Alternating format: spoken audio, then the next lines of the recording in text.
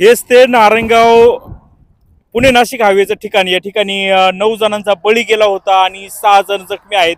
त्यापैकी काही मृत्यूशी झुंज देत आहे. या ठिकाणी हा अपघात घडला होता. आळेफाट्याच्या वरून नारायणगावच्या दिशेने जाणाऱ्या गाडीमध्ये हा अपघात झालेला आहे. ही जी वेळी अपघात घडला त्यावेळी जे प्रत्यक्षदर्शी होते पांडुरंग वाजगे सर आहे, हे त्यावेळी इथं काय झालं होतं? मोटरसायकल शेतावरून येत होतो, तर आवाज झाल्यामुळे लगेच लक्ष गेलं तर आईशीर गाडीवाल्यांनी ते प्रवासी गाडीला उडवून ती प्रवासी गाडी एसटी गाडीमध्ये घुसली. पाठीमागच्या बाजूने घुसली. तर ते आरडाओरड झाल्यानंतर मी मोटरसायकल बाजूला लावून येतो, बघितलं ते प्रत्यक्षदर्शी गाडीचा आरडाओरड चालू होतं. म्हणजे जागेवर 1 2 3 4 ते गेलीच होती. पण मदतीला कोण नव्हतं. मग आजूबाजूच्या आवाजाने लोक आल्यानंतर मग गाडीची वडाताड करून 2 3 मृत बाहेर काढली. पण बाकीची जाम अडकले असल्यामुळं मग ट्रॅक्टर बोलावलं. ट्रॅक्टरच्या निवडून JCBने काढली. मग लोकं झाल्यानंतर ॲम्ब्युलन्स येऊन सगळी बरीचशी लोकं जमली. मग ती मृतदेह बाहेर काढली. काही जखमी होती, त्यांना सुरज घ्या आल्यानंतर तिची चौकशी झाल्यानंतर ती जखमींना दवाखान्यात नेलं. सकाळी किती वाजता अपघात घडला? 9:40च्या दरम्यान हा अपघात झाला. 9:35 9:40. आवाज आल्यामुळे तुमचं लक्ष वेधलं गेलं का? हा आवाज म्हणजे मी येतच होतो, म्हणजे ते आवाज धडकाने आवाज झाल्यानंतर समोर लक्षात आलं की आईशिरवाला डोळ्यात पडून गेलं धडक देऊन. तो फरार झाला. पण बर, मग आतमध्ये काही लोक जखमी होती म्हणजे जखमी होती काय काय काय आरडाओरड काही शांत पडली. म्हणजे इथं 5-6 जण तर जागेवर गेली काढलेली. पण ती जाम गुतल्यामुळं पारीने यांनी त्यांनी करून JCBच्या साह्याने लोक काढली. म्हणजे ॲम्ब्युलन्स बरेच ट्रॅफिक जाम झाला. ॲम्ब्युलन्समध्ये प्रवासी ती जखमीला पाठवलं आणि 5 मृतदेह होतं जागे होतं. लहान मुलगा एक होता, 2-3 मुलगा होता का मुलगी होती. पण आम्ही ते गांगरलेलं असल्यामुळं लक्षात काय आलेलं नाही. आणि गाडी पण चेपली होती, त्यामुळे गाडी जाम चेपली होती. मग ट्रॅक्टरने अशी ताणून ती गाडी वाढली. पण JCB पुढे बोलावलं. मग एसटीच्या बाजूने दाबली. ड्रायव्हर JCBने हे केल्यानंतर तो ड्रायव्हर काढला. पुढे ड्रायव्हर जागेवर गेला.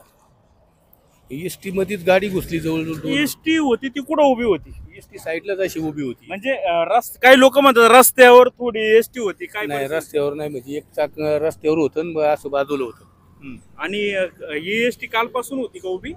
तेवढं नाही सांगते, पण अपघात झाल्यानंतर बघितलं. पण एसटी एका साईडला उभी होती, त्याच्या मागे मॅक्स केअर घुसलेला होता. पण एवढं बघितलं तर आयशरवाल्याने धडक देऊन तो पशार झालेले जोरात धडक. काय वाटतं चूक कोणाची, एसटी मुळे की आयशर? नाही, आयशरवालीची चूक आहे. त्याच्यामुळे ती प्रवासी वाहतूकवाला व्हायबल झाला असं तो त्याच्यात घुसला असं जोरात धडकच जोरात दिली. त्या आयशरवाल्याचं लाकूड तुटून पडले बघा. दांडकं इथं कुठं नेलं उचललं वाटतं तेवढे. आणि हे सगळा भाजीपाला वगैरे दिसतोय त्या लोकांचाच आहे का? ह्या प्रवासी म्हणजे शेतकरी लोक असतील, प्रवासी सकाळी कामाला जाणारी लोक असतात. त्यामुळे सकाळच्या वेळेला गर्दी असते. एसटीची सोय नसल्यामुळं लोकल गाडी पकडून जातात. या ठिकाणी काय आणि का या अगोदर पण काय अपघात घडले का? कारण की दिसतोय उतार आहे ना, उतार आणि वेगात येतात गाड्या. 1999 साली आमचा भाऊ इथं स्वतः गेला. एसटीने उडवलं त्याचं मोठं इथं याच जागेवर याच स्पॉटला 1999 साली. माझा सक्का चुलत भाऊ मुंबईला चालायला असायचा. ते एसटीनेच उडवली.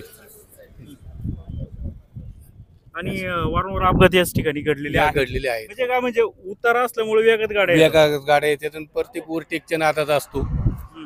वाहतुकीला नियंत्रण नसतं. आणि रस्ता तसा वाहनाव तसा हे नाही. आणि खड्डे पण आहेत. खड्ड्यांमुळे वेग कमी होतो. आता तरी बाबा सुधारलाय म्हणून जरा उंची झाली नाही. पहिला लय डाळ होता. हा, पण अपघात झालाय. अत्यंत वाईट वाटतं. लय दुर्घटना मोठी. पाऊस वाटत नसेल. पाऊस वाटत नव्हतं. पण माझं वय 66 असल्यामुळे पण तरी धाडस केलं. कसं हे त्याला जखमी जे होते आरडाओरड त्यांना कुणी बाहेर काढायचं. मग इथली लोक जमली. मग आजूबाजू इथली आजूबाजू जमली. जाणून मग त्याला ॲम्ब्युलन्स मध्ये पाठवून दिली. या व्यतिरिक्त काय माहिती अजून पाहिलं तुम्ही? नाही, एवढंच. मग एवढं मदत केली लोकांनी. माझ्या गाड्या आल्या. परत सुरज वाजगे आले. बरीचशी लोक जमली, त्यांची सोय केली. पण 4-5 नंतर जाऊ. धन्यवाद तुम्ही माहिती दिल्याबद्दल. या ठिकाणी पुणे जिल्ह्याचे पोलीस अधीक्षक साहेब आहेत, ते घटनास्थळी आलेले आहेत. DYSP साहेबांकडून ते माहिती घेत आहेत.